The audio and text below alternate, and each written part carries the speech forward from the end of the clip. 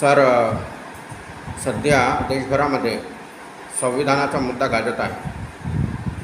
मागच्या म्हणजे नुकत्याच पार पडलेल्या लोकसभा निवडणुकीमध्ये इंडिया आघाडीच्या घटक पक्षांनी काँग्रेससह संविधान धोक्यात आहे असे सांगून लोकसभा निवडणुकीमध्ये घेतली. तर नेमकं या बाबतीत आपण काय म्हणाल? जनरली कसं झालं, या देशामध्ये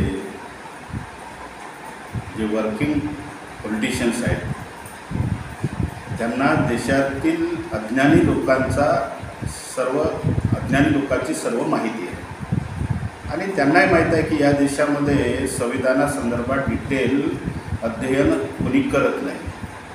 आणि त्यामुळे या देशामध्ये जेव्हा केव्हा इलेक्शन होते, मग ते लोकसभेचं असो का विधानसभेचं असो, त्यामध्ये लोकांना मूर्ख बनवून आपण सत्तास्थानी कसं जावं ह्यासाठी म्हणजे देशामध्ये संविधान धोक्यात आहे आणि लोकशाहीसुद्धा धोक्यात आहे असं सांगण्याचा प्रयत्न करण्यात आला.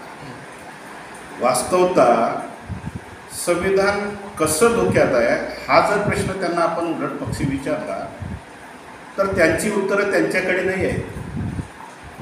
संविधान धोक्यात आहे असं म्हटल्यानंतर नेमकं कसं धोक्यात आहे, त्याला कशा प्रकारे म्हणजे त्याचे काही बेसिक स्ट्रक्चर कुणी डिस्ट्रॉय करत आहे का, किंवा त्याला टच करत आहे का, किंवा त्यावर त्याचं उल्लंघन करत आहे का.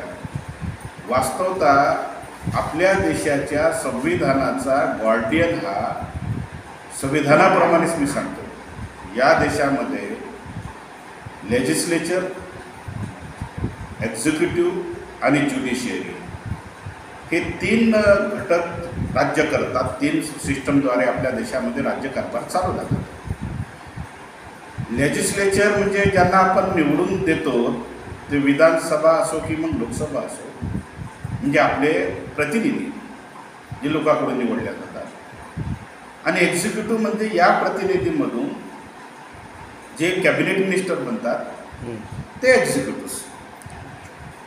आता सर्वप्रथम भारतीय संविधानाचा जर विचार केला तर लेजिस्लेचर हे एक्झिक्युटिव्हला जबाबदार आहे आणि एक्झिक्युटिव्ह हे लेजिस्लेचरला जबाबदार आहे.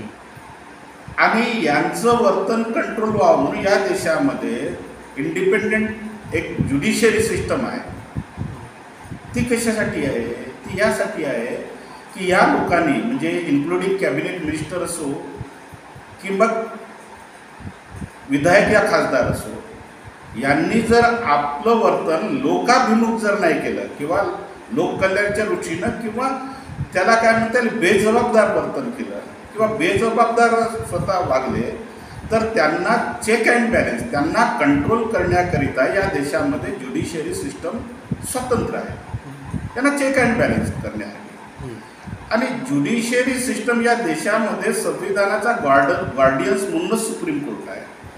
जर यांनी काही चुका केल्या तर सुप्रीम कोर्टाने सुमोटो घेऊन त्यावर पुढे जे काही करता येईल कायदेशीर न्यायव्यवस्थेनं करायला पाहिजे. आणि त्यामुळे या देशाचं संविधान धोक्यात आहे असं जे वारंवार सांगण्यात येतं ते अक्षरशः लोकांच्या अज्ञानाला मतदानामध्ये परावर्तित करण्यासाठी केलेलं कथन आहे असं माझं स्पष्ट मत आहे. मात्र निवडणुका संपल्यानंतर BJPची हार झाली असं BJPच्या लक्षात आल्यानंतर त्यांनी आपण संविधान बदलणारच नव्हतो, इंडिया आघाडीने हा कट करून मतं घेतली असं त्यांनी मत मांडलं. यावर आपण काय सांगाल? प्रश्न कसा आहे की हे काँग्रेस असो की BJP असो, म्हणजे जे सध्या देशामध्ये कार्यरत पक्ष आहेत त्यांनी ते गेल्या अनेक दिवसापासून आहे. मी म्हटल्याप्रमाणे या सर्वांना माहीत आहे की या देशामध्ये अज्ञानी लोकांची संख्या जास्त आहे आणि त्यामुळे त्यांनी जे उहापोह केला की असं झाल्यामुळे आमची हार झाली, असं झाल्यामुळे आमची हार झाली, असा विचार, प्रचार आणि प्रसार झाल्यामुळे हार झाली.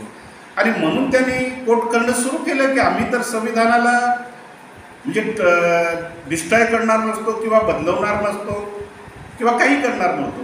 बरोबर आहे, असं त्यांचं मत होतं. आणि मग त्यांनी आम्ही संविधानप्रेमी कसे आहोत, आम्ही संविधानाला वाचवण्यासाठी कसे कार्य करतो हे सांगण्याचा प्रयत्न केला, सरळ सरळ. आणि हे सांगत असताना त्यांनी हे नाही सांगितलं की आम्ही एका रातोरात म्हणजे एका सप्ताहामध्ये EWS जाहीर करून संविधानामध्ये अमेंडमेंट करून संविधानाच्या मूळ गाभ्याला, समानतेच्या गाभ्याला धक्का लावला हे किती लोकांना समजलं नाही. कारण या देशामध्ये समजदार ज्याला म्हणतो आपण इलाइट पीपल, म्हणजे जे आहेत, जे शिकले सवरलेले किंवा जे न्यायव्यवस्थेमध्ये जे लोक आहेत, त्यांनी सुद्धा संविधानाला पूर्णतः वाचन केलेलं नसते. आणि त्याच्यामुळे संविधानामध्येच बऱ्याच वेळा म्हणजे जसं का गोलकनाथ केस जर आपण पकडली किंवा केशवानंद भारती जरी पकडली, आणि या केसेसमुळे संविधानाचं बेसिक स्ट्रक्चर निश्चित करण्यात आलं. या बेसिक स्ट्रक्चरमध्ये डेमोक्रेसी आणि रिपब्लिक आहे, या बेसिक स्ट्रक्चरमध्ये सेक्युलरिझम आहे, या बेसिक स्ट्रक्चरमध्ये डिव्हिजन ऑफ पॉवर आहे, फेडरल सिस्टम आहे, या बेसिक स्ट्रक्चरमध्ये डिग्निटी अँड स्टॅटस आहे. हे सर्व संविधानाचे बेसिक स्ट्रक्चर केव्हा निश्चित झाले. आणि या देशामध्ये तुम्हाला माहीत आहे की जे पंजाबवरून जी केस आली होती, गोलकनाथ वर्सेस पंजाब आलं होतं सुप्रीम कोर्टमध्ये, त्यामध्ये सुप्रीम कोर्टाचं वर्डिक आहे, त्यामध्ये स्पष्ट म्हटलं आहे की you cannot touch the fundamental right. आपण ज्याला म्हणतो पार्ट 3 फंडामेंटल राईट आहे. फंडामेंटल राईटवर खूप लोक बोलतातही. त्या केसेसमधलं जजमेंट आहे की you cannot touch the fundamental right, you cannot alter the fundamental right. आता जेव्हा फंडामेंटल राईटला अल्टर करता येत नाही किंवा त्याला बदलवता येत नाही असं त्या केसेसमध्ये जजमेंटमध्ये म्हटण्यात आलं, वर्डिकमध्ये. त्यानंतर केशवानंद भारतीमध्ये सर्वात मोठं बेंच होतं, त्या बेंचमध्ये सरळ सरळ म्हणजे स्पष्ट करण्यात आलं होतं की government can amended, government can do amendment, म्हणजे गव्हर्नमेंट हे सुधारणा किंवा दुरुस्ती करू शकतं. परंतु जे संविधानाचं बेसिक स्ट्रक्चर आहे, ज्याला संविधानाला बेसिक स्ट्रक्चर आहे, जसं मी सांगितल्याप्रमाणे सेक्युलरिझम आहे, डेमोक्रेसी आहे, रिपब्लिक आहे, बरोबर आहे. त्यानंतर फेडरल सिस्टम आहे, ज्युडिशियरी, एक्झिक्युटिव्ह, लेजिस्लेचरची पॉवर निश्चित आहेत, ज्युडिशियरीचं स्वतंत्र अस्तित्व आहे, आणि प्रत्येक माणसाची, इंडिव्हिज्युअल माणसाची डिग्निटी आणि स्टॅटसचं महत्त्व दिलेलं आहे. हे सर्व असताना म्हणजे डेमोक्रेसी कशी काय रद्द होऊ शकते, जेव्हा संविधानामध्ये सर्वात मोठं बेंच म्हणते की या बेसिक स्ट्रक्चरला जर तुम्ही हात लावला तर सरकार डिझॉल्व होऊ शकते. जोपर्यंत केशवानंद भारती ओव्हरराईड होणार नाही किंवा केशवानंद भारतीच्या बेंचपेक्षा मोठं बेंच जजमेंट देणार नाही, तोपर्यंत या देशाच्या संविधानाला बेसिक स्ट्रक्चरला कोणी हात लावू शकत नाही. जेव्हा बेसिक स्ट्रक्चरला, मी तर म्हणतो की तुमचे 525 पार्लमेंटरियन जरी निवडून आले, 545 पार्लमेंटरी, लोक 545 पार्लमेंटरी आहे, समजा आपण एखाद्या वेळ विचार करू 545 पार्लमेंटरियन जरी निवडून आले आणि प्रत्येक राज्यामध्ये एखादी मोनोपॉलिस राज्यसत्ता आली, तरीही संविधानाच्या बेसिक स्ट्रक्चरला हात लावता येत नाही, तेव्हा संविधान धोक्यात आहे असं म्हणणं चुकीचं आहे. आणि संविधानाचे आम्ही प्रोटेक्टर आहोत असं जर काही म्हणजे पॉलिटिशियन लोक म्हणत असतील किंवा लेजिस्लेचर किंवा एक्झिक्युटिव्ह म्हणत असतील, ते संविधानाचे गार्डियन नव्हे. लोक हे संविधानामध्ये जे जे फंडामेंटल राईट्स आहे किंवा जे काय प्रत्येक आर्टिकलनं वेगवेगळं ज्युडिशियरी कसं असावी, फेडरल सिस्टम कसे असावी, राज्याचे केंद्राचे काय संबंध असावे, राज्य आणि केंद्राने कुठल्या विषयावर निर्णय घ्यायला पाहिजे, कोण रिपग्नंट झालं तर काय करायला पाहिजे, हे सर्व गोष्टी वन टू वन, राज्यसत्ता कशी चालवावी, केंद्र सत्ता कशी चालवावी, हे सर्व गोष्टी संविधानामध्ये आलेल्या आहेत. आणि ज्या गोष्टी संविधानामध्ये आलेल्या आहेत आणि त्या संविधानाला जर कुठलीही राजकीय पार्टी किंवा लेजिस्लेचर किंवा कॅबिनेट किंवा एक्झिक्युटिव्ह जर बोलत असतील, त्या बोलण्याला समजून घेण्या इतपत आपल्या लोकांकडे ज्ञान नसल्यामुळे लोक कदाचित तितरबितर झाले असतील, त्यांचं ब्रेन म्हणजे होऊ शकते की विचार करण्यात भाग पाडलं. परंतु जे म्हणतात की संविधान धोक्यात आहे, तेही आम्हाला मूर्ख बनवत आहेत आणि जे संविधान वाचवतो म्हणताय की जेव्हा संविधान वाचवणं यांच्या हातातच नाही. Parliamentary is not the guardian of constitution. Supreme court is the guardian of constitution. मग आर्टिकल 32 म्हणा की आर्टिकल 226 हायकोर्ट म्हणा किंवा 131 पासून तर 136 पार्लमेंटनं केलेल्या निर्णयाला रिव्ह्यू करण्याचा पूर्ण अधिकार या देशातील सुप्रीम कोर्टाला आहे. म्हणजे ज्यांनी केलेलं जे काही निर्णय करतात त्याला नल अँड वाईट करून वापस पाठवण्याची पूर्ण ताकद जे जर संविधानाच्या बेसिक स्ट्रक्चरला कुठेही टच करत असतील किंवा बेसिक स्ट्रक्चरला हानी पोहोचवत असते तर तो कायदा रद्द करण्याचा संपूर्ण अधिकार ज्याला आम्ही ज्युडिशियरी रिव्ह्यू म्हणतो. ज्युडिशियरी रिव्ह्यू जेव्हा सुप्रीम कोर्टाला आहे आणि नल अँड वाईट करण्याचा जो अधिकार आहे तेव्हा आपण कसं काय म्हणू शकतो एखादी जर कायदा संविधान विरोधी केला किंवा संविधानाच्या ज्या मूळ धाब्याला जर धक्का पोहोचत असेल त्याला नल अँड वाईट करण्याचा सुप्रीम कोर्टाला अधिकार आहे. जेव्हा पार्लमेंटरीला कंट्रोल करण्याला सुप्रीम कोर्टाला अधिकार आहे, विधानसभेला कंट्रोल करण्याचा हायकोर्टाला अधिकार आहे. या भारतीय संविधानानुसार जे डॉक्टर B.R. आंबेडकरांनी ज्यांनी जगाचं ज्ञान ग्रहण करून आणि जगविख्यात सर्व संविधानाचं एनालिसिस करून आपल्या भारतीय संविधानाला एक नवा आकार दिला, त्यामध्ये संविधानाला अमेंडमेंट करण्याचा अधिकार आहे. आर्टिकल 368 पार्लमेंटला अधिकार आहे हे मान्य आहे. पण parliament cannot be the bridge म्हणजे बेसिक स्ट्रक्चर ऑफ कॉन्स्टिट्यूशन हे मात्र नक्की. त्यामुळे दोन्ही सांगणारे म्हणजे आम्हाला म्हणजे सामान्य जनतेला म्हणजे काय म्हणता येईल त्याला साध्या शब्दामध्ये अज्ञानी जनतेचा अज्ञानी मनाचा ते फायदा घेत आहेत. आणि ॲज अ मी स्वतःला कॉन्स्टिट्युशनल एक्सपर्ट नाही पण कॉन्स्टिट्यूशनचा म्हणजे एक अभ्यासक म्हणून मी सांगतो की या देशाचं संविधान धोक्यात कालही नव्हतं, आजही नाही, उद्याही नाही. आणि हा जो लोकांमध्ये गैरसमज पसरवण्याचा प्रयत्न करून राजकीय लोकांना कामच काय असते हेच राहते. राजकीय लोकांचं काम राहते लोकांमध्ये रिमोर्स पैदा करायचा, अफवा पैदा करायचा आणि लोकांच्या मनाला कलाटणी देण्याचं काम या राजकीय लोकांमार्फत दोन्ही लोकांमार्फत होत आहे हे मात्र नक्की. सर, माननीय सुप्रीम कोर्टाने नुकताच 1 ऑगस्ट 2024ला SC/STचं रिझर्वेशनमध्ये क्रिमी लेअर आणि लावणे आणि उपवर्गीकरण करण्यास मान्यता दिलेली आहे. तर यामुळे SC/STच्या आरक्षणाला काय नुकसान आहे की फायदा आहे? बघा, क्लासिफिकेशन आणि सुप्रीम कोर्टानं दिलेलं जजमेंट. आता क्लासिफिकेशन हे न्यायव्यवस्थेला का अपेक्षित आहे त्यांनी आपलं मत इथं मांडलेलं आहे. आता यामागची भूमिका जे न्यायव्यवस्था माझ्या मत आहे त्यांनी स्वतःचं विवेकबुद्धी वापरायला पाहिजे. परंतु अलीकडे काय असतं की प्रत्येक माणसाला व्यक्तिशः काही गोष्टीची अपेक्षा असतात. काही लोकांना पद पाहिजे, प्रतिष्ठा पाहिजे, काही लोकांना धनदान म्हणजे अमाप अशी संपत्ती पाहिजे, म्हणजे गरजा प्रतिपूर्ती करणारे काही लोक असतात. काही लोक डिग्निटी स्टॅटसमध्ये CGI मला बनायचं आहे या विचाराचे असतात. काही लोक विशिष्ट वयानंतर माझं काय होईल पुढे माझं म्हणजे काय म्हणता येईल त्याला पुनर्वसन कसं होईल याही विचाराचे असतात. आणि अशा विचाराचं आणि पर्सनल म्हणजे मी एखाद्या चेअरवर बसलो तर मी माझं पर्सनल जे काय थिंकिंग आहे ते रिलिजियस असो की माझ्या मनामध्ये प्रिज्युडाईस असेल, एखाद्या समाजाविषयी भेदभाव असेल ते मी विसरून जायला पाहिजे आणि मी त्या पदाची डिग्निटी आणि स्टेटस मेंटेनन्स करायला पाहिजे. परंतु खेदानं मान्य करावं लागेल की खेदानं यासाठी मान्य करावं लागेल की न्यायव्यवस्थेमध्ये जे लोक आली आहेत ती लोक आपल्या रेससाठी जगणारी आली आहेत असं मला बहुतांशी दिसतं. म्हणजे देशासाठी नाही, आपल्या रेससाठी. आणि रेस डिस्क्रिमिनेशन करताना आपण पाहतो की या देशामध्ये 4 वर्ण होते. 4 वर्णानंतर डॉक्टर बाबासाहेब आंबेडकरांनी खूप मोठी क्रांती केली या देशामध्ये.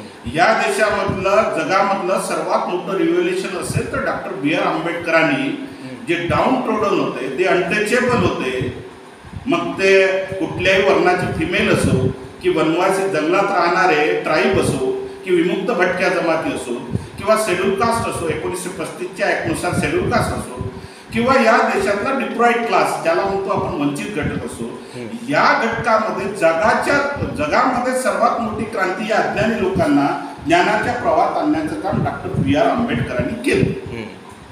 आणि ज्यांनी डॉक्टर बाबासाहेब आंबेडकरांना आदर्श मानला नक्कीच त्यांची प्रगती झाली. डॉक्टर बाबासाहेब आंबेडकरांचा झंझावात जेव्हा महाराष्ट्रात आलं किंवा भारतात गेलं आणि ज्या लोकांनी बाबासाहेबाला आपला आदर्श मानला त्या लोकांची म्हणजे काउंटलेस म्हणजे काउंट करता येणार नाही एवढी प्रगती झाली. त्यांच्या राहणीमानामध्ये बदल झाला, त्यांचं वागणं, त्यांची बोलणं, त्यांची भाषा, त्यांच्या डिग्निटी स्टेटसमध्ये बदल झाला, बाकीच्या लोकांमध्ये नाही झाला. तर त्यामध्ये सरकारला वाटलं की क्लासिफिकेशन करणं म्हणजे यांच्यामध्ये बदल होईल. क्लासिफिकेशनमुळे काय होणार आहे, क्लासिफिकेशनमध्ये फार फायदा होणार नाही, कारण क्लासिफिकेशनमध्ये जो डाऊनट्रोडन या AC मध्ये जो शेवटचा बॅकवर्ड राहिलेला माणूस आहे त्यांना मिळाला पाहिजे, परंतु हे त्याला मिळालं असतं त्याला कोण रोखलं होतं? त्याला कोणी रोखलं होतं का? 1950 मध्ये या देशाचं संविधान लागू झालं आणि सर्वच गोष्टी सर्व समाजाला समानतेचं अभिवचन देण्यात आलं होतं. तुम्हाला कोण रोखलं होतं की तुम्ही या आरक्षणाचा फायदा एका जिद्दीनं अध्ययन करून माऱ्याच्या जागा का म्हणून पटकवल्या नाहीत? याचं कारण साधं सरळ आहे, मालकाचा नेता तो आपला नेता. म्हणजे मालक ज्याला आदर्श मानत असेल त्याला मी आदर्श मानतो असं झाल्यामुळे तुमचा आदर्श म्हणजे ज्याला आपण क्लासिफिकेशनमध्ये खालच्या ग्रेडमध्ये नेतो त्या लोकांनी त्या जातीने कधीही डॉक्टर बाबासाहेब आंबेडकरांना आदर्श मानला नाही आणि त्यामुळे ते प्रगतीच्या स्ट्रीममध्ये आले नाही. साधं सरळ आहे, त्यांनी म्हणजे हाय लेवलच्या जागा पटकावल्या नाही आणि या डॉक्टर बाबासाहेब आंबेडकरांना प्रेरणा मारून म्हणजे घरी 2 वेळेचं अन्न नाही भेटलं तरी चालेल पण एका कपड्यावर शिकणारी लोक डॉक्टर बाबासाहेब आंबेडकरांना आदर्श मानून जगत होती. माझ्यासारखा माणूस होता की ज्यांनाही परिस्थिती खूप भोवली, परंतु डॉक्टर बाबासाहेब आंबेडकर माझ्या जगण्याचा आधार आहे. त्या बाबासाहेबाला आदर्श मानून जेव्हा त्या काळात MA PhD DSc LLD बारेटला जेव्हा लाईट नव्हता तेव्हा डॉक्टर B.R. आंबेडकर शिकतात. आज आमच्याकडे सर्व साधन संपत्ती असताना सुद्धा आपण प्रगतीच्या दिशेनं ऑब्जेक्टच्या दिशेनं का गेलो नाही आणि का गेलो नाही हा विसर व्हावा. म्हणजे आज क्लासिफिकेशन झालं तर जे खालच्या ग्रेडमध्ये SC ST मध्ये येतील त्यांना आदर्श म्हणून कोणाला बदलायची आवश्यकता नाही. आणि या देशाची परंपरा आहे, जसं ब्रिटिश लावून गेले की फोडा आणि रूल करा असं ते म्हणत होते, या देशामध्ये राजकीय लोक सुद्धा त्या दिशेने विचार करतात की या देशामध्ये पुन्हा क्लासिफिकेशन आलं म्हणजे काय झालं, जातीमध्ये भांडायला लागली, कधी कुणाशी मिळणार नाही. आपल्यामध्ये साती पार्टी आरटी अमृत हे जातीमध्ये जे निर्माण झालेले ऑटोनॉमस संघटन काय करून राहिले, जातीमध्ये विभागणी करून राहिले. आणि एका धर्माचा पांडास आहे की जेवढं तुम्हाला वर्गीकरण करण्यात येईल तेवढं तुम्ही विखुरले जाणार आणि जेवढे विखुरले जाणार तेव्हा पॉलिटिकल म्हणून किंवा पॉलिटिकल प्रवाहामध्ये ते लोक जगतील नाही, हे आपसात भांडत राहतील. आणि म्हणून क्लासिफिकेशन हा कुणाच्या तरी डोक्यातला अजेंडा आहे आणि अजेंडा म्हणायची काही आवश्यकता नाही. आता आपण पाहिलं की न्यायव्यवस्थेला प्रतिबंध आहे, परंतु आमचे प्रधानमंत्री कुणाच्या घरी आरती उतरवण्यासाठी गेले होते. ॲक्च्युअली जे न्यायव्यवस्थेमध्ये जजेस असतात, मग तो लोअर कोर्टाचा असो की सेशन कोर्टाचा असो की हाय कोर्टाचा असो की सुप्रीम कोर्टाचा असो, यांना रूल अँड रेग्युलेशन यांना कोड आहे. या लोकांनी कधीही पॉलिटिशियन लोकांच्या सावलीपासून म्हणजे सदैव दूर राहावं. सार्वजनिक पॉलिटिकल प्रोग्राममध्ये सुद्धा जाता येत नाही. परंतु आमचे सुप्रीम कोर्टाचे CJ पाहिले आपण, घरी पॉलिटिकल म्हणजे प्रधानमंत्र्याला बोलावतात किंवा प्रधानमंत्री CJच्या घरी जातात. यावरून आपल्याला लक्षात येतं की हे जे क्लासिफिकेशन झाले आहे याचा अजेंडा कुठून तरी तयार करण्यात आला आहे. जातीमध्ये द्वंद्व लावण्याकरता, जातीमध्ये भांडणं लावण्याकरता, जातीमध्ये वर्गीकरण लावण्याकरता हे क्लासिफिकेशनचं जे सुप्रीम कोर्टाने जे जजमेंट दिलेलं आहे याचा समाजामध्ये नव्हे संपूर्ण देशामध्ये जातीयता वाढवण्यासाठी उपयोग होणार आहे. त्यांची प्रगती तर होणार नाही. जसं सुरुवातीला शेड्यूल कास्टच्या पोस्टला सुटेबल कॅन्डिडेट म्हणून अवेलेबल नाही म्हणून म्हणजे ओपन कॅटेगरीला भरल्या जात होत्या, यामध्ये सुद्धा असंच होणार आहे. यामध्ये शिकला सवरलेला समाज नाही, केवळ क्लासिफिकेशन करून काही भागत नाही, तर त्या समाजाने आपला आदर्श जर बदलला असता तर इतक्या दिवसात ते मोक्याच्या जागावर असते आणि क्लासिफिकेशनचं जजमेंट सुप्रीम कोर्टाला द्यायची काही आवश्यकता नव्हती. म्हणून माझा या गोष्टीमध्ये मी असल्यामुळे खूप क्रिटिसाइज करणं मला साहित्यिक जरी नसेल वाटलं, परंतु न्यायव्यवस्थेनं सुद्धा यावर पुनरावलोकन करून या दिलेल्या जजमेंटचं रिव्ह्यू करावं असं माझं ठाम मत आहे.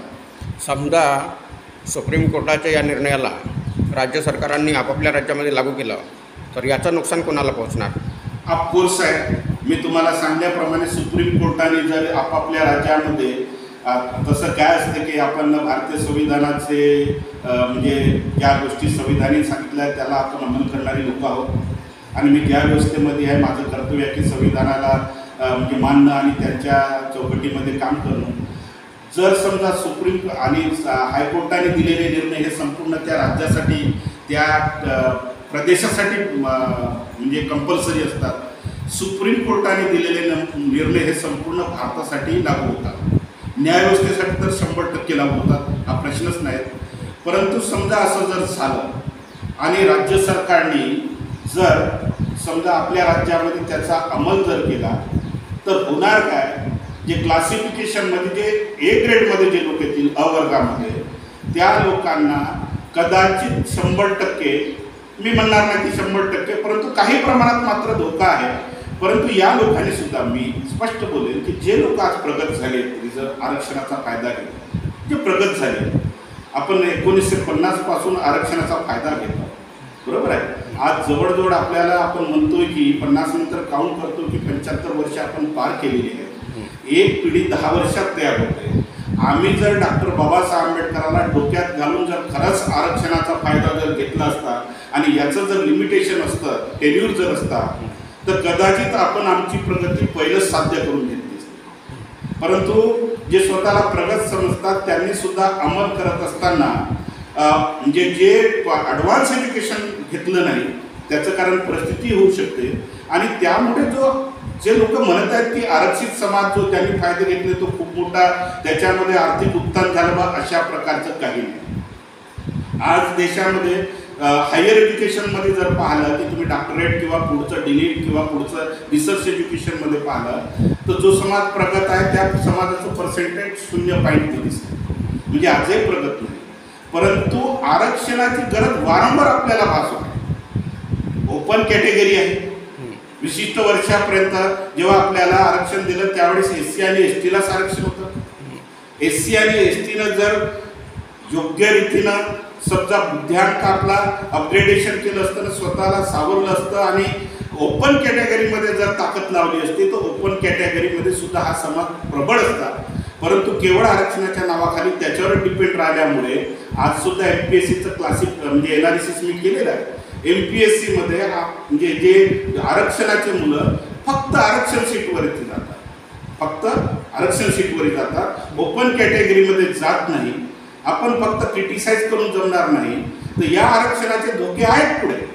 ज्यांची थोडीफार प्रगती झाली आहे त्यांना कदाचित सीट नसतील, कारण जेव्हा पूर्ण डेटा कलेक्ट केला जाईल त्यामध्ये त्या डेटामध्ये क्लिअरिटी येणार आहे की म्हणजे किती जागा सरकारने आमच्यासाठी उपयोगी लावल्या किंवा भरल्या, त्या भरल्या नाही हे मात्र सत्य आहे. परंतु थोडीफार जरी प्रगती झाली तर ज्वलन हा जेलस ह्या माणसाचा स्वभाव आहे. जो जेलस सायकोलॉजिकल तो एक प्रकारचा डिसऑर्डर आहे.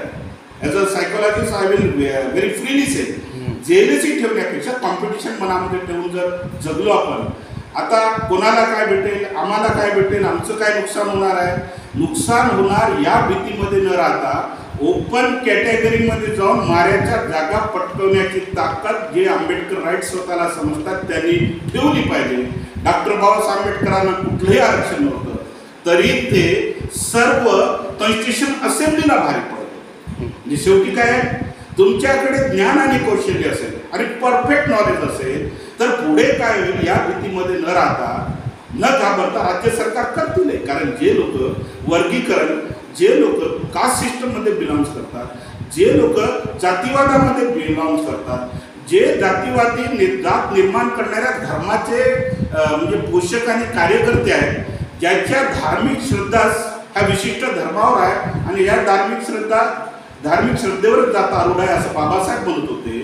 त्या धार्मिक श्रद्धा नक्कीच यांच्या मनामध्ये जेलसी निर्माण केली आणि जेलसी निर्माण करून ते क्लासिफिकेशन जर आमचं करत असतील राज्य सरकार तर जे थोडे प्रगट झाले आहेत त्यांनी घाबरायचं कारण नाही.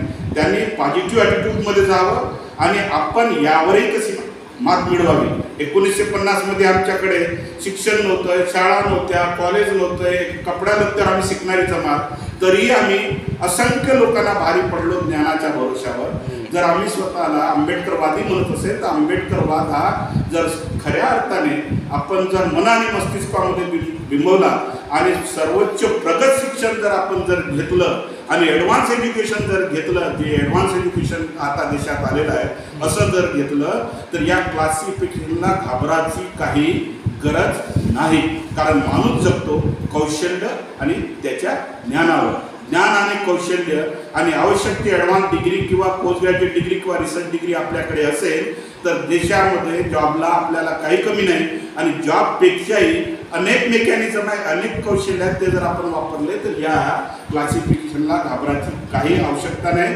सरकार मात्र आपला फायदा करण्यासाठी आणि लोकांमध्ये क्लासिफिकेशन करून जातीय देश वाढवण्याचा हा सरासर प्रयत्न आहे असं माझं स्पष्ट मत आहे. ज्या पक्षांनी निवडणुकीमध्ये आरक्षण वाचवण्याचं आश्वासन दिलं होतं ते पक्ष सुप्रीम कोर्टाच्या या निर्णयानंतर मौन बाळगून राहिले. यावर काय मत आहे? बघा, मी तुम्हाला याही पूर्वी बोललेलं आहे की राजकीय क्षेत्रामध्ये जे काम करणारे लोक असतात हे कौटिल्य आणि चाणक्यापेक्षा काही कमी नाही. राजकीय क्षेत्रामध्ये जे काम करणारे लोक असतात ते भेदाभेद करून, वर्गीकरण करून आणि लोकांना म्हणजे ऑमिस दाखवून, प्रॉमिस दाखवून, खोटे स्वप्न दाखवून राजकारणात येत असतात. म्हणजे राजकीय क्षेत्रामध्ये निवडून येणारा माणूस हा काही विद्वान असतील तर बहुतांशी विद्वान नसतात, परंतु चालाक आणि चतुर असतात. आणि या चालाक चतुर लोकांना सांगितलं की बा आम्ही संविधान वाचवू. या चालाक चतुर लोकांनी सांगितलं की लोकशाही धोक्यात आहे. आता या लोकशाही धोक्यात त्यांनी असं कधी नाही म्हटले गणराज्य धोक्यात आहे, गणतंत्र धोक्यात आहे. लोकशाही आणि गणराज्यामध्ये जे दोन्ही गव्हर्निंग बॉड्या जरी असल्या किंवा शासन करण्याच्या प्रणाली जरी असल्या तरी दोन प्रणालीमध्ये जमीन अस्मानचा फरक आहे. लोकशाही म्हणजे ज्याचं इंग्रजीमध्ये डेमोक्रेसी म्हणतो आपण. डेमोक्रेसीमध्ये अरिस्टॉटलनं जे म्हटलं होतं की जास्त समूहाचा क्लास एकत्रित येईल आणि तो कमी समूहाच्या म्हणजे classes rule over the masses, poor people come together and they rule over the masses. परंतु ज्या देशातून अथेन्समधून डेमोक्रेसी आली त्या अथेन्समध्ये डेमोक्रेसीचं असतं झालं. लोकशाही ही राजेशाही सोबत सुद्धा असते, बरोबर आहे. काही देशामध्ये राजा आणि लोकशाही आहे. परंतु भारतीय संविधानाचा जर आपण तुम्ही प्रियम्बलचा जर विचार केला त्यामध्ये डेमोक्रॅटिक रिपब्लिक कामा न घेता डेमोक्रॅटिक रिपब्लिक म्हणजे निव्वळ डेमोक्रेसी नाही तर रिपब्लिक सिस्टम सुद्धा असावी. डेमोक्रेसीमध्ये जो माणूस निवडून येतो तो कुणासाठी तरी काम करतो. ज्या देशामध्ये राजेशाही आणि राणीशाही आहे तिथं जो निवडून येतो तिथला जो प्राईम मिनिस्टर बनतो तो तिथल्या राजाच्या किंवा राणीच्या आज्ञेचा. आणि आपल्या देशामध्ये राजा आणि राणी नाही आहे. आपल्या देशामध्ये डेमोक्रेसी चालतं आणि 1951 पासून पहिले इलेक्शन झालं तेव्हापासून डेमोक्रेसी सुरू आहे. आणि डेमोक्रेसीमध्ये जो निवडून येतो तो आपल्या कुणासाठी काम करतो? आपल्या पक्षाच्या अध्यक्षासाठी. तो कधीही पब्लिक वेलफेअरसाठी काम करत नाही. तो काम करतो आपल्या म्हणजे त्याला काय म्हणतात जसं तिकडे राजासाठी काम करतो, राणीसाठी काम करतो. हो, हे सर्व पक्ष आपल्या पक्षाच्या अध्यक्षाला खुश करण्यासाठी काम करतात. जशीच त्यांची विभागणी असते राज्य आणि केंद्राची. परंतु या देशामध्ये भारतीय संविधानानुसार डेमोक्रॅटिक रिपब्लिक जर आला असतं, रिपब्लिक म्हणजे सामान्य जनतेमधून माणूस निवडून येतो आणि तो निवडून येणारा माणूस कुणासाठी काम करत नाही तर तो पब्लिक वेलफेअर आणि पब्लिक कल्याणासाठी काम करतो. That system is Republic. भारतामध्ये अशी रिपब्लिक सिस्टम आली नाही. भारतामध्ये डेमोक्रॅटिक सिस्टम आहे. आणि रिपब्लिक सिस्टम कोणीच सांगत नाही, 26 जानेवारीला सांगत नाही. आणि त्यामुळे 1951-52 पासून सामान्य माणसावर डेमोक्रेसी मार्फत अमीराचं राज्य आहे. अमीराचं कॅबिनेट मिनिस्टर अमीर, त्यांच्या पिढ्याच्या पिढ्या अमीर आहेत. त्यांचं आता पाहिलं ना, म्हणजे सून खासदार, सासरा खासदार, म्हणजे वडील मुख्यमंत्री, मुलगा कॅबिनेट मंत्री, वडील अर्थमंत्री, मुलगा आमदार. काय चाललं? Is it the democracy? त्यांना जर विचारलं की डेमोक्रेसी आहे, लोकांना निवडून दिलं, लोकांना मूर्ख बनवून, लोकांना खोटे आश्वासन देऊन जी चालते ती डेमोक्रेसी. आणि लोकांना वेलफेअरचं किंवा लोकांच्या कल्याणाच्या गोष्टी करून सामान्य माणसासाठी एक करण्यासाठी काम करणारी सिस्टम जर असेल ती रिपब्लिक. आणि त्याच्यामुळे साधं सरळ आहे, डेमोक्रेसीमध्ये बिलीव्ह करणारे लोक मताचा विचार करतात. मतं घेण्यासाठी ते कुठल्याही स्तराला जायला तयार आहे. शिकणाऱ्या पोरीला 190 रुपये मेंटेनन्स अलाउन्स आहे स्कॉलरशिपचा. MBBS ला जी पोरगी शिकते तिला 750 रुपये मिळतं, की जे भविष्याचा आधार आहे. परंतु मताचा जोगवा मानासाठी 3 कोटी बायांना 1,500 पर मंथ दिल्या जातात. कशासाठी? जसं आपण जर ॲनालिसिस केलं तर साधं सरळ आहे. 3 कोटी महिला, त्यांचे पुरुष 3 कोटी, 6 कोटी, त्यांचा एक मुलगा जर ठरवला तर 7 कोटी लोक केवळ 1,500साठी लाचार आहेत. आणि आम्ही सांगतो की आमचं महाराष्ट्र राज्य भारतामध्ये टिकेल. देशाचं बघा, देशामध्ये अशा योजना वापरल्या जातात. 84 करोड लोक कंट्रोलचं रेशन खातात आणि त्याच्यावर डिपेंड आहे. आणि आम्ही सांगतो की आमचा देश कुठे जागतिक लेवलला प्रगती करत आहे. त्याच्यामुळे डेमोक्रेसीमध्ये जे लोक बिलीव्ह करतात आणि जे वाचवण्याच्या गोष्टी करतात त्यांना फक्त लोकांना मूर्ख बनवायचं होतं. आणि त्यांनी बनवलं आणि ते यशस्वी झाले. परंतु यांनाही बरोबर उत्तर नाही देता आलं आणि विरोधकांना उत्तर न देता आलं. त्याच्यामुळे या देशामध्ये 1952 पासून रेशियल क्लास डेमोक्रेसीमध्ये आहे. म्हणजे जे हायर कम्युनिटीचे लोक आहेत, श्रीमंत लोक आहेत, गर्भश्रीमंत लोक आहेत, तेच या डेमोक्रेसीमध्ये आहे. तर या देशामध्ये मी सांगेन, तुम्हाला आपण आलात तर मी सांगेन की या देशामध्ये डेमोक्रॅटिक रिपब्लिक सिस्टम, म्हणजे सामान्य माणसाचं, डेमोक्रेसीची व्याख्या माहीत आहे. लोकांनी लोकांकरता जे अब्राहम लिंकननी केली होती, बाबासाहेबांनी तर म्हटलं होतं कुठल्याही प्रकारचा रक्तपात न होता या देशामध्ये सर्व स्तराची प्रगती होणं म्हणजे डेमोक्रेसी. अशी झाली का? अरे काले गरीब होते लोक, काले जुग्या झोपड्यामध्ये राहत होते, काले म्हणजे करोडोपती होते. आज देशामध्ये भांडवलशाही खूप जोमाने वाढत आहे. आणि हे डेमोक्रॅटिक जे व्यवस्थेमध्ये बिलॉंग करणारे लोक आपल्याला मूर्ख बनवून देशाची संपत्ती, शेअरिंग ऑफ वेल्थ ही कॉमन माणसाला जाणार नाही. सर्व संविधानानं दिलेल्या सुखसोयी आपणच उपभोगाव्या, आपल्या पिढीनं उपभोगाव्या, यासाठी सामान्य जनतेला खोटे नाटे आमिष देऊन, खोटे नाटे शब्द सांगून किंवा त्याला काय म्हणतात मनगडन कहाण्या सांगून लोकांना बनवून राज्यसत्तेमध्ये टिकून आहे. त्यामुळे जो बोलणार आहे उत्तर नाही देत आहे आणि ज्यांनी विरोध केला तो सुद्धा संवर्धनात पुढे येत नाही. सर थोडं शॉर्टमध्ये घ्या. सरकार सतत ॲट्रॉसिटी ॲक्ट कमजोर करत आहे, तर याच्यावर लोकांनी काय भूमिका घ्यायला पाहिजे? आपलं काय मत आहे? आपण माझ्या मनातलं बोलणार. लोकांनी या बाबतीत म्हणजे 1950मध्ये सर्वांना माहीत आपलं भारतीय संविधान लागू झालं. परंतु संविधानामध्ये आर्टिकल 17 मध्ये एबोल्युशन ऑफ अनटचेबिलिटी असं डिसाइडेड होतं. आर्टिकल 14 मध्ये सर्व इक्वल बिफोर लॉ म्हणण्यात आलं होतं.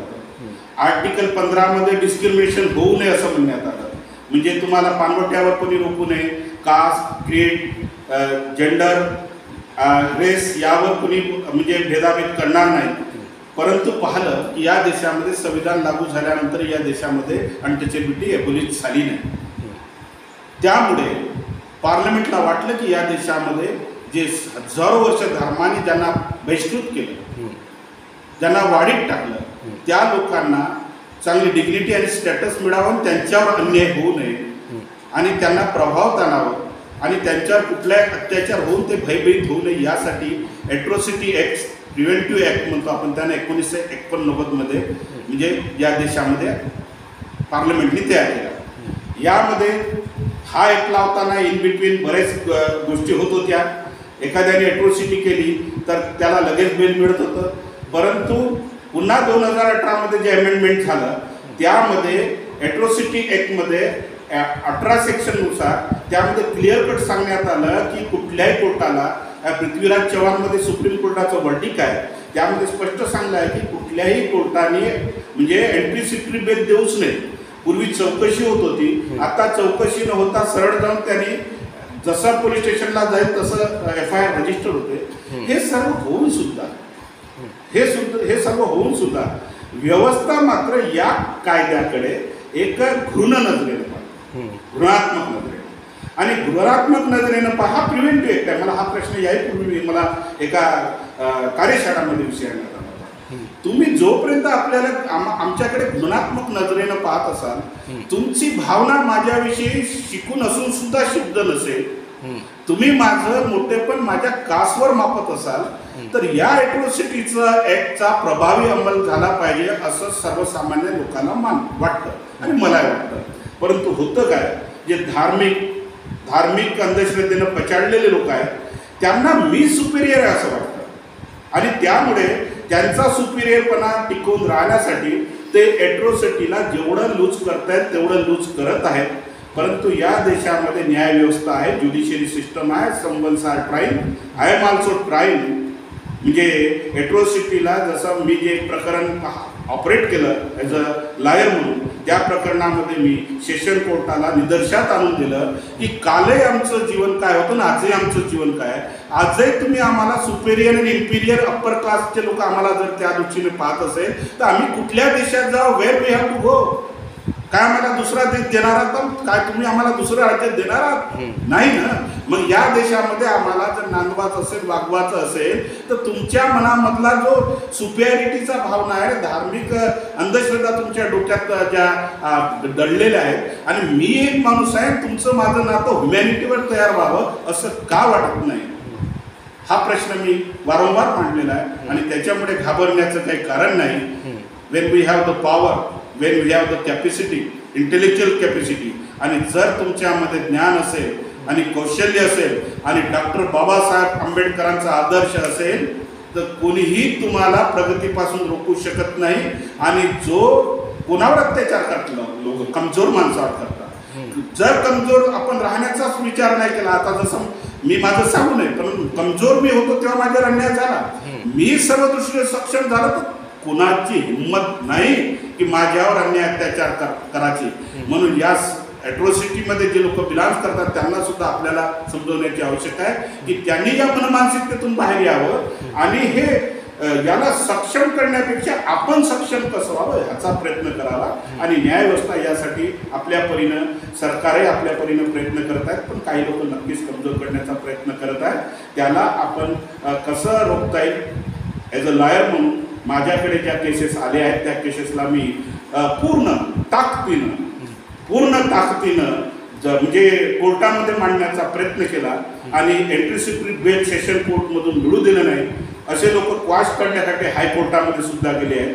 हायकोर्टामध्ये सुद्धा मी जाऊन म्हणजे एट्रोसिटीची बाजू कसं योग्य आहे, कारण जोपर्यंत तुमच्या म्हणजे डोळ्यातून किंवा मेंदूमधून आमच्याविषयी हीन भावनाची भावना म्हणजे कमी होणार नाही तोपर्यंत एट्रोसिटी ॲक्टला स्ट्रॉंग आणि स्ट्रॉंगर बनवणं हे एक लॉयर म्हणून माझं कर्तव्य आणि ते मी योग्य रीतीने पार पाडण्याचा प्रयत्न करतो. आणि समाजालाही काही घाबरायचं कारण नाही.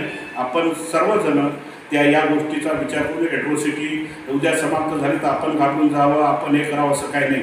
म्हणजे काही का असो ना, आपल्यामध्ये ताकद आहे. आपण आंबेडकरांचे अनुयायी आहोत. आंबेडकरांचा अनुयायी हा कधीही घाबरत नसतो, एक लक्षात ठेवा. आणि अशा प्रकारचं मोटिवेशन घेऊन जो समाज जगतो आणि प्रगत ॲडव्हान्स एज्युकेशन घेतो आणि तो माऱ्याच्या जागेवर टॉपर पोझिशनमध्ये जातो, त्या समाजाला घाबरण्याचं काही कारण नाही.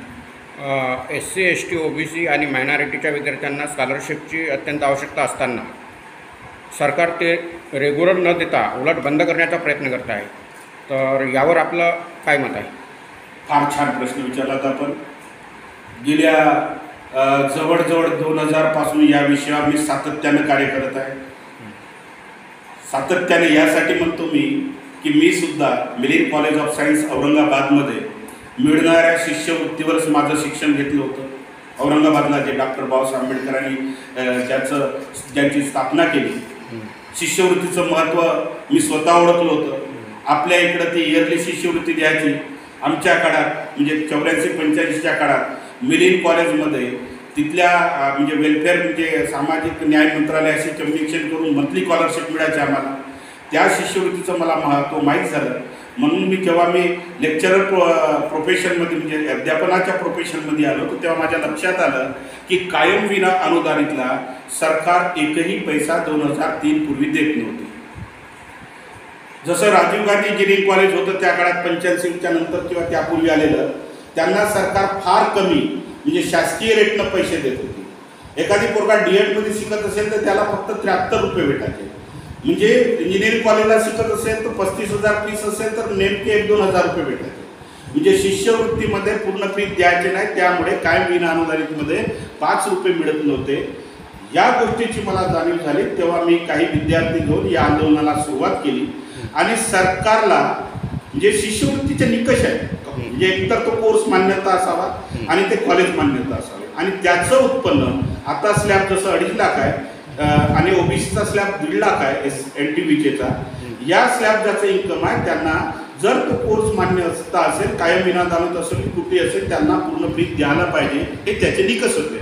परंतु महाराष्ट्र सरकार 2003 पूर्वी देत नव्हती. याचं मी सतत शासन दरबारी पाठपुरावा केला आणि तेव्हा कुठे 2003 म्हणा की 2007मध्ये महाराष्ट्र शासनाने कायम विनाअनुदानित इंजिनिअरिंग असो की मेडिकल असो की MBA असो की कृषी असो की फार्मसी असो, सर्व इव्हन तो अकॅडमिक कोर्सला सुद्धा म्हणजे MSc असो, UG असो, PG असो, या सर्व कोर्सेसला कायम विनाअनुदानितमध्ये पूर्ण फीस सहित शिष्यवृत्ती देण्यास मी सरकारला भाग पाडलं आणि हे माझ्या जीवनातलं सर्वात मोठं कॉन्ट्रिब्युशन मी समजतो.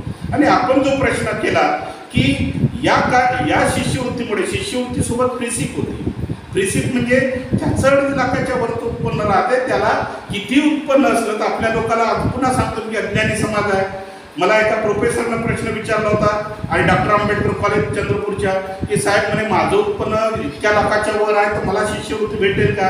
मी म्हटलं प्रोफेसर महोदय, आपण तिथं आंबेडकर कॉलेजला शिकवता, कधी मौलिक गोष्टीवर विचार केलात का?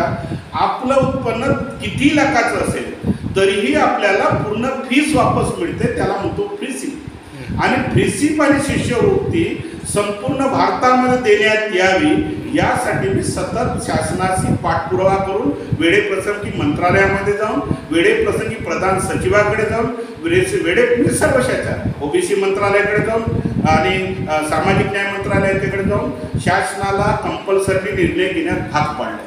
जिथं OBCचा प्रश्न आहे 2017 पासून OBCची शिष्यवृत्ती प्रलंबित होती. कारण जसं सरकार 2014मध्ये आलं, या सरकारने सर्वात मोठा खेळ खंडोबा कोणता केला असेल? शिष्यवृत्तीला टार्गेट केलं. शिष्यवृत्तीला टार्गेट केलं, ठीक आहे, काय गोष्टी चूक असेल त्याच्यावर तुम्ही टार्गेट केलं, काही हरकत नाही. परंतु बाहेर राज्यातली पोराची प्रिन्सिप या सरकारने बंद केली. म्हणजे 2.5 लाखाचं उत्पन्न असेल, त्याचा मुलगा जर किती पर्सेंटेज घेऊन बाहेर राज्यात गेला तर त्याला 1 रुपया भेटत नाही. आणि ही प्रिन्सिप बंद करणारं सरकार आता वर्किंग सरकार आहे. आता ही यांना का म्हणजे टार्गेट केलं जात आहे? कारण शिक्षण हे आमचं ऑक्सिजन. आमची जी प्रगती झाली आहे केवळ शिक्षणामुळे. काल परवापर्यंत गावाच्या बाहेर राहणारा हा डॉक्टरेट व्हायला लागला. काल परवापर्यंत गावाच्या बाहेर राहणारा हा LLM आणि PhD करायला लागला. आणि शिष्यवृत्तीचा ॲडव्हान्टेज घेऊन आम्ही शिकायला लागलो. आणि एवढंच नव्हे, फ्रीशिप घेऊन इथले काही लोक फॉरेनमध्ये जायला लागले. हे जेव्हा यांना कळलं की शिष्यवृत्तीच्या भरोश्यावर शिक्षण घेत आहेत आणि समाजामध्ये समाज गैरसमज पसरवण्यात आला की बाबा फक्त शेड्यूल कास्टलाच भेटते, पुढे OBCला सुरू झाली, आता NTVJ OBC सर्वांनाच मिळतं. परंतु हे बंद यासाठी करण्याचा प्रयत्न केला जात आहे कारण शिक्षण हे माणसाला दर्जा देतं. शिक्षण हे माणसाचं मोठंपण सिद्ध करतं. कोणी डॉक्टर का तर त्याने MBBS केलं का म्हणून. आज समजा MBBSची फीस लाखो रुपये आहे आणि तो जर पोरगा विनाअनुदानितमध्ये जात असेल तर त्याची संपूर्ण फीस सरकार भरतं. म्हणजे SC NTVJ SBC OBCची. हे होऊ नये, हे शिकू नये आणि आम्हाला स्पर्धक बनू नये म्हणून त्यासाठी मी सांगितल्याप्रमाणे वंशासाठी जगणारे लोक आणि या शूद्राकडे एक कमहीन दर्जानं पाहणारे लोक शिकू नये म्हणून शिष्यवृत्ती म्हणजे टास्क फोर्सद्वारे कशी म्हणजे बंद करता येईल, कारण ही स्कीम आहे, स्कीम कधीही बंद करू शकता येते, त्यासाठी प्रयत्न सुरू आहेत. परंतु माझ्यासारखा माणूस सध्या म्हणजे ज्यांनी सतत आंदोलन केलं शिष्यवृत्तीवर, सतत म्हणजे सरकारशी भांडला. 2017मध्ये NTV जे OBCची प्रलंबित फीस आत्ता जुलैमध्ये 2022मध्ये विद्यार्थ्यांच्या अकाउंटमध्ये डिस्बर्स झाली. अनेक महाराष्ट्रातून बाहेर शिकणारे पोरं मला फोन करतात. मला आनंद होतो की I have done something for my society, म्हणजे अपलिफ्टमेंट फॉर माय सोसायटी. आणि अपलिफ्टमेंट आणि प्रोग्रेस आणि ग्रोथ केवळ शिक्षणामुळे होतो. आणि हायर एज्युकेशन या लोकांनी घेऊ नये म्हणून शिष्यवृत्तीला टार्गेट करण्याचा प्रयत्न करण्यात येत आहे. यासाठी जे शिष्यवृत्ती धारक आहे, जे शिकून नोकरीला लागलेत, त्यांनी मात्र या समस्येकडे एकदम म्हणजे सिन्सिअरिटीनं पाहून या समस्येला उचलून कसं धरता येईल हे त्यांनी सुद्धा कार्य करावं अशी त्यांना आपल्यामार्फत नम्रवजा सूचना आहे. डॉक्टर बाबासाहेब आंबेडकर म्हणाले होते की राजकीय सत्ता ही सर्व समस्यांची गुरुकिल्ली आहे. असे असतानाही आंबेडकरी समाज राजकारणाकडे अनास्थेने पाहत आहे. यावर आपलं मत काय आहे? बघा, राजकीय समीकरण हे एक वोट कन्वर्टच्या दिशेने चालतं आणि पॉप्युलेशनच्या दृष्टीने विचार केला तर आपण फार इतर रिलिजियसच्या तुलनेनं अल्पसंख्याक आहोत.